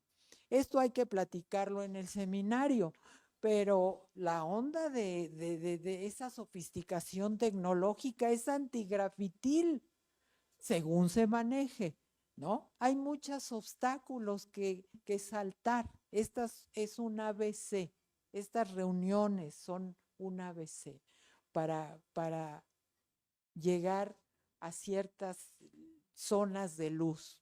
Así lo planteo, ¿no? Bueno, pues, bueno, ya no. Bueno, un minuto. Hola, hola. ¿Cómo no? Y ya cerramos. Sí, buenas tardes. Gracias La mayoría por no me todo, ¿eh? conoce, yo soy Vacía y Gracias. soy grafitera desde hace tiempo. Estuve esperando para participar porque quería escucharlos a todos ustedes, principalmente a esta mesa. Sí. ¿Sí, me oigo? Porque yo esperaba un poco más de asesoría legal hacia nosotros los grafiteros, ¿no? Realmente yo quisiera saber, o si pudieran contestar rápido y objetivamente, a nosotros como grafiteros, ¿qué nos ofrecen todas las personas que documentan nuestro trabajo? Por decir, hay una expo de graffiti y van, no sé, un ejemplo, 10 personas con su cámara, lo suben a sus redes, no sé si están monetizando, pero a veces ni siquiera nos etiquetan. Una. Otra, no sé si les ha pasado a otros compañeros que también pintan, pero yo hice un graffiti en Oaxaca y hace unos 2 años me mandaron un video de unas personas que cantan como cumbia, algo así, y mi graffiti sale atrás. Yo no sé si esas personas están monetizando, yo cómo puedo saber, yo tengo algún derecho porque lo que está de fondo en ese video es mi pinta, bueno, mi graffiti, pinta o como lo quieran llamar. Y también quería hacer una observación. Desde que empezó en la mañana han generalizado mucho y no todos los grafiteros somos de la misma zona geográfica, ni hay mucha diferencia generacional también, no todos tenemos la misma intención. Entonces, creo que es un error muy grande el que estén generalizándonos a todos los que pintamos con aerosol. Y yo no pinto graffiti de protesta hace muchos años, sí tuve mi época ilegal también. Entonces, todo tiene como diferencias y como ramificaciones. Muchas creo gracias que lo por primero que tienen que hacer aclararlo. es ubicar cada cosa en su lugar para partir de ahí a un registro documental o lo que están haciendo en el archivo histórico aquí, en el instituto. Y creo que ya, pero quisiera que nos dijeran, porque la mesa era de un tema legal y creo que nos dieron clases de lo que es graffiti, ¿no? No solo era lo legal. Sí. Ya no se puede.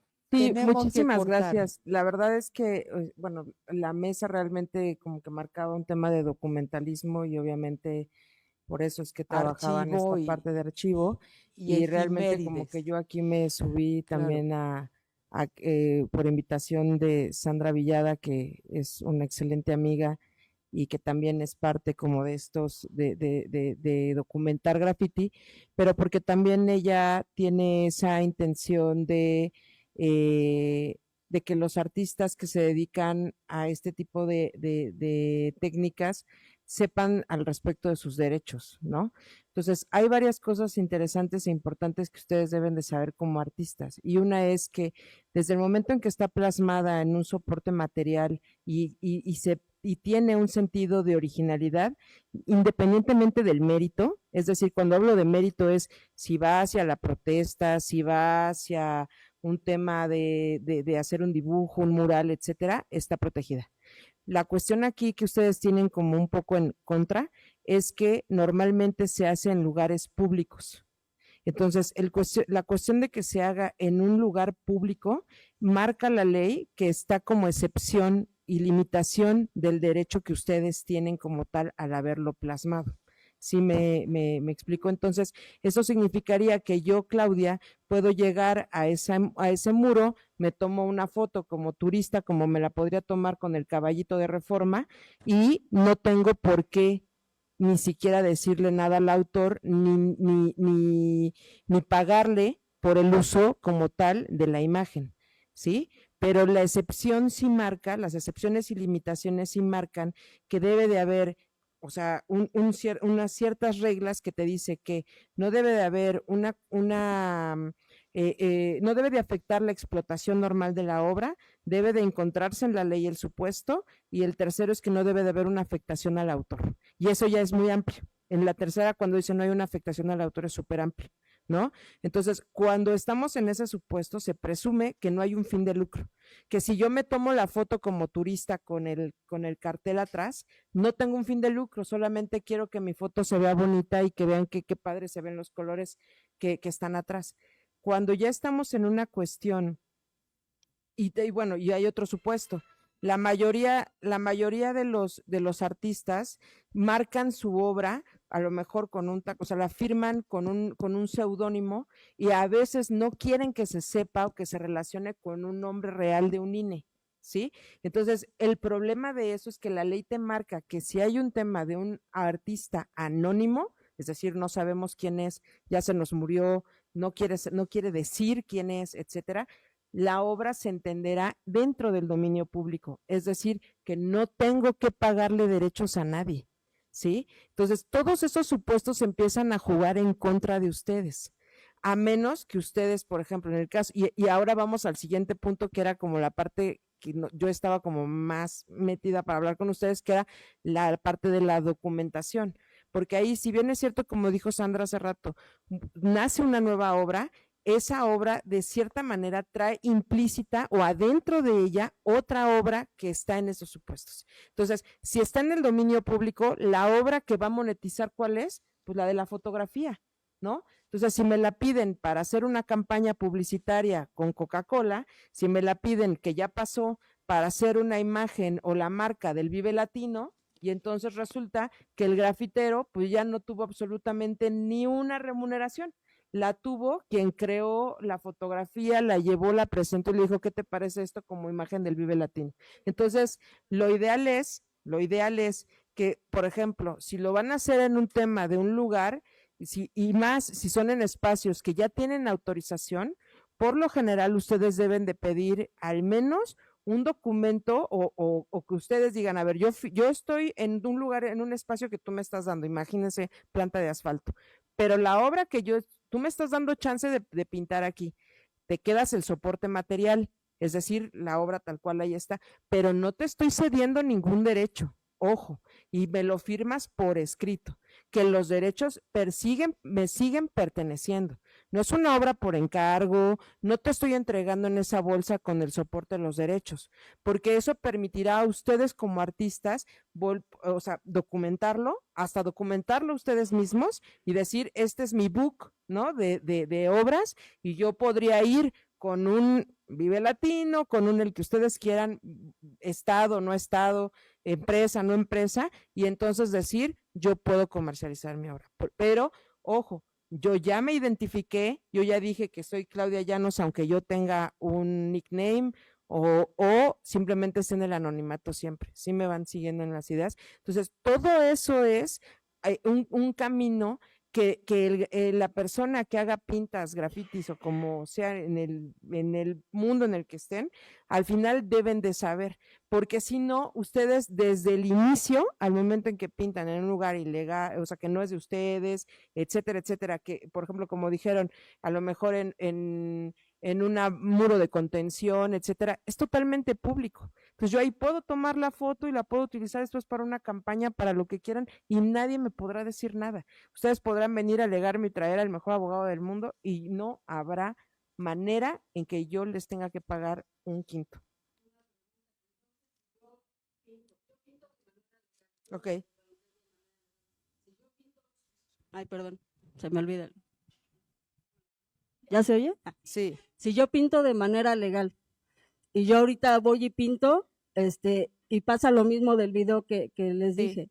Entonces, yo lo que tendría que hacer es tomarle foto a mi pinta e irla a registrar. No necesariamente te voy a decir. Porque yo puedo ir y tomar una foto de una pinta de Víctor. Cuando tú me dices, que haces una pinta legal, ¿a qué te refieres con pinta legal? A que la pinto con permiso, no es en la noche. Por eso, o sea, a lo que yo voy con esta cuestión cuando me dices pinta legal es, hay un documento que avale que te van a prestar el lugar, pero que no dice nada absolutamente de tus derechos, o llego yo como parte de la delegación y te digo, sí, píntale ahí, no hay problema. ahí está bien, yo te doy permiso, porque eso es totalmente fuera como de la formalidad. ¿Sí me explicó? Entonces, tú deberías de tener un documento que acredite. De todas maneras, lo que también es cierto es que cuando estás en un tema legal, que ya te dieron permiso, etcétera, todo lo que marca el derecho de autor en este estricto sentido es que es todo a favor del autor. Eso significará que tú tendrás un mejor derecho que cualquier persona. Así yo te digo, oye, pero yo le di permiso, es mi obra. No, no, señor. La Ley Federal del Derecho de Autor lo que señala es que es el principio pro autore, así como el principio pro reo, principio pro autore, todo a favor del autor. Eso significará que la ley te protegerá para que puedas tú alegar el mejor derecho sobre los derechos como tal del soporte que está ahí. ¿Sí? Claudia, Perdón. tenemos que terminar. Perdón, Eh, me emociono, pero... Claudia, Pamela, Francisco, Carla, Marta, muchas gracias. Sandra también. Gracias por su participación. Y bueno, ya seguiremos la discusión sobre estos complejos terrenos del graffiti. Gracias a todos.